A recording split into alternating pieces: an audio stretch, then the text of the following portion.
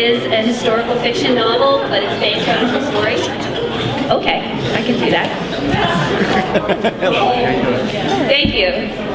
We Hear the Dead is a historical fiction novel, but it is based on a true story about two adolescent girls who pulled off the fraud of the century when they pretended to be spiritualist mediums. They were America's first spirit mediums and America's first teenage celebrities, in fact. And just like any old good celebrity, they had one of them had a celebrity affair with a man who was a native of Philadelphia, Elisha Kent Kane. Anybody who is a history fan in Philadelphia may have heard of Elisha Kent Kane. He was an Arctic explorer, and he was a war hero, and he's buried in Laurel Hill Cemetery, not that far from here. The passage that I've selected to read today is a passage in which one of the Fox sisters and her older sister are being examined by a committee of skeptics. They have been called out as frauds, and they've been asked to prove that they do not make their spiritual communications through fraudulent means. They have been brought to the home of a well-known abolitionist, Amy Post, and they are expecting to be examined by a group of men. However, the men show up unexpectedly with their wives, and the examination turns more personal than they had expected. Two of the ladies were introduced as wives of committee members, Mrs. Langworthy among them. The third was a relative of Josiah Bissell. They had been deputized as a subsidiary committee to perform a thorough examination of our bodies and our clothing. Amy and Leah were irate at this unannounced and degrading affront to our modesty. Mr. Capon could not decide what he thought about it, proving himself an inadequate champion of our cause by declaring that the girls had nothing to hide, and so there was no reason to object to an examination by other members of the fair gender. Fair gender indeed. There was nothing fair about these women. The doctor's wife had the face of a hatchet, and the Bissell woman's squinty eyes were cold and black, giving her the look of a vicious snake. The third woman was so pale and spiritless that she withdrew to the back of the room immediately and let the other two do as they pleased. As soon as the parlor door closed, with the men and Amy Post on the outside, Mrs. Langworthy snapped, "The doctor thinks the girl is doing it with her feet. Off with your shoes, child." Shaking like a leaf, I unlaced my shoes and stepped obediently out of them. Mrs. Langworthy picked them up, shook them, and stuck her skinny, veined hands inside them. Miss Bissell insisted Leah hand over her own shoes, and my sister complied, slowly and insolently. Mrs. Langworthy then grabbed hold of my skirts and began to run her hands over the fabric, squeezing and shaking the folds and turning up the ends to examine the hem. I folded my arms over my bosom in quiet misery, allowing the wretched woman to turn me about as she clutched at my dress in a most personal and humiliating manner. All the while, she was muttering in my ear, "We know you are a liar and a fraud, you little gutter snipe. You might be able to fool the common masses, but you should not have tried to swindle your betters. You deserve what's coming to you." Leah was submitting to her own humiliation, allowing the Bissell woman to manhandle her in a similar fashion, while staring at the ceiling as if too haughty to notice her own abasement. But I could see twin circles of reddish color in her cheeks, and her lips were pressed together as if locked against the words that were boiling within. "Take off your dress," snarled my tormentor. "What?" I gasped. "No, I won't. I want to look at the inner seams. I believe I feel something inside them, just there," she said, jabbing me in the ribs. "That's my corset," I cried indignantly, and it was the truth, for there was nothing hidden, not in this dress. "We demand to take the dresses off," Miss Bissell chimed in, "or else we will return to the committee and tell them we can feel hidden objects sewn into your clothing." Tears were stinging my eyes, and Leah appeared to me through a blurred haze, but I could hear the misery and defeat in her voice as she told me, "We'll take off the dresses, Maggie. These harpies will not be satisfied with less." Snuffling back my tears, I unfastened my dress and struggled out of it. I wadded it up and flung it furiously at the nasty old woman. "Here, take it. There's nothing inside it, as you will see." Mrs. Langworthy only smiled triumphantly at my display of temper, saying, "Poor breeding always shows when a wealth is cornered." She examined my dress with thoroughness, disappointed to find that nothing that should have been there. Leah also removed her own dress and was standing with her fists clenched at her sides, as if she wanted to box the ears of the woman who was now peering at the seams. Mrs. Langworthy next made me take down my hair, and when I did not do so quickly enough, she reached out and pulled it out herself. When I thought it would be impossible to reach any lower point, my examiner sighed and tossed my dress aside. Well then, let us have off with the rest. I was already standing in a corset and petticoats. There was nothing that could have induced me to disrobe any further. Leah likewise, left in only her undergarments, put an arm around me and said, "We've had enough of your examination. You won't get another stitch from us." "I think you'll do as you're told," the doctor's wife replied. She grabbed hold of my arm and tried to yank me out of Leah's grasp. Breaking out into sobs, I pushed at her blindly and tried to break free. "Amy," I cried, "please help us." The parlor door burst open so promptly, I think she must have been on the verge of intervening. Amy Post was not a beautiful woman, but she looked like an avenging angel to me when she charged to our aid, her face flushed and her eyes alight with fury. "That will be enough from you, Evangeline Langworthy. Unhand that child and leave my home. You've accomplished what you came to do, and enjoyed it all too well, I suspect." Mrs. Langworthy sniffed and dusted at her fingers as she released me. "I don't know why you've involved yourself with these two, Mrs. Post.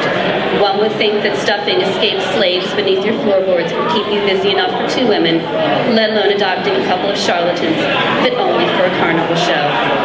The doctor's wife gathered her skirts and sailed out of the parlor like a great ship, with Miss Bissell scurrying in her wake.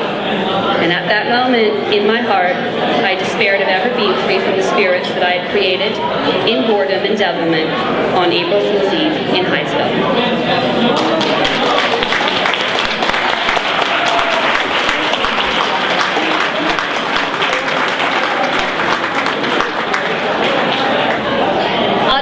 Questions now, although I really can't see you out there. Okay, so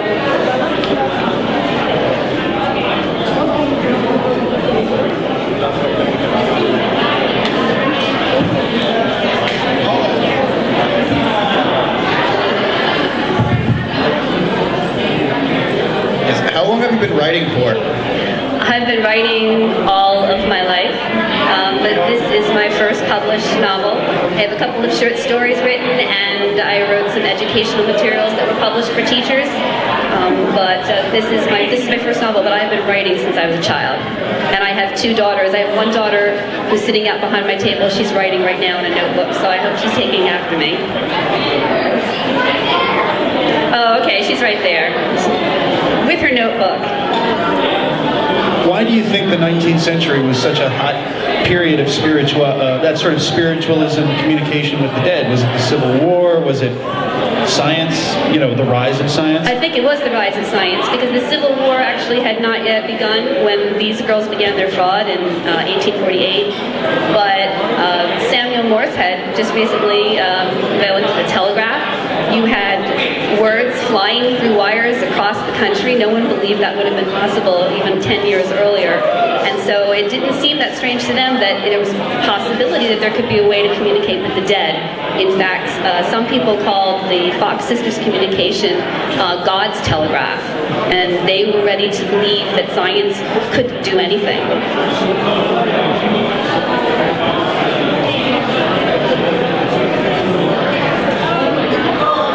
If anybody else would like to ask a question, the microphone is right here.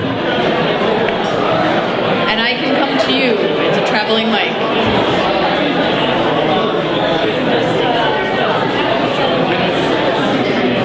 How would you compare the reaction that the Fox Sisters got with, I guess, the media around people today who claim that same ability, like Sylvia Browne or John Edwards? I think that people today are more skeptical because we have seen so many frauds At this particular time, there were plenty of people who were skeptical, but there were a lot of people who believed that two girls, aged 14 and 11, couldn't possibly have fooled all these people. One, because they were innocent children, and two, because they were women, and it wouldn't have been possible for women to fool men. That was assumed. But in their own way, they went viral, just like a video might go viral today, and something that they really never intended, with a prank that got out of hand, became their family business and then actually turned into a religion.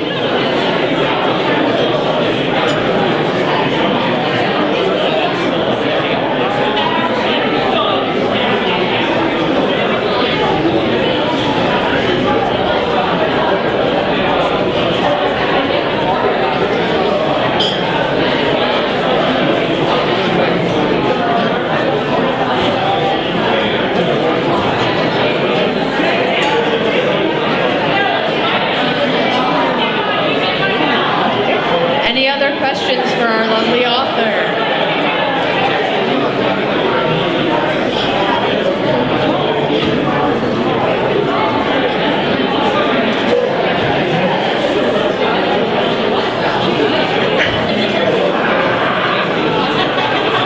What inspired you to write it? What inspired me to write it? Actually, it was a novel by Joseph Gangemi from Wilmington, Delaware, who wrote a historical novel called Inamorata about a 1920s spiritual medium that got me interested in the topic. And when I started researching it and discovered that two teenage girls began the entire spiritualist movement, and then that one of them had a torrid love affair with a Philadelphia Arctic explorer, I knew that this was a story I wanted to write.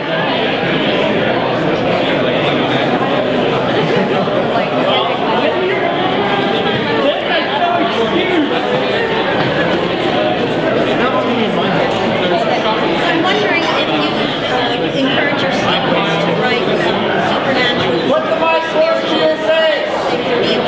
Do you get criticism or told not to possibly expose them to these kinds of encouragement? I worried about it a lot when I first published the book. I wondered if there would be criticism, but my students have been my greatest fans, and their parents have been wonderful supporters. So far, I haven't had any criticism at all.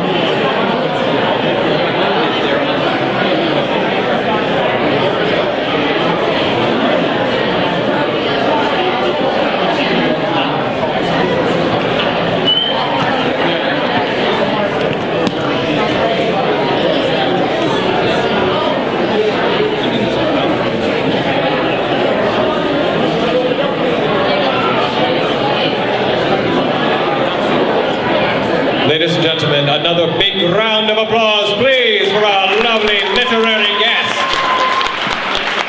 Magnificent, magnificent.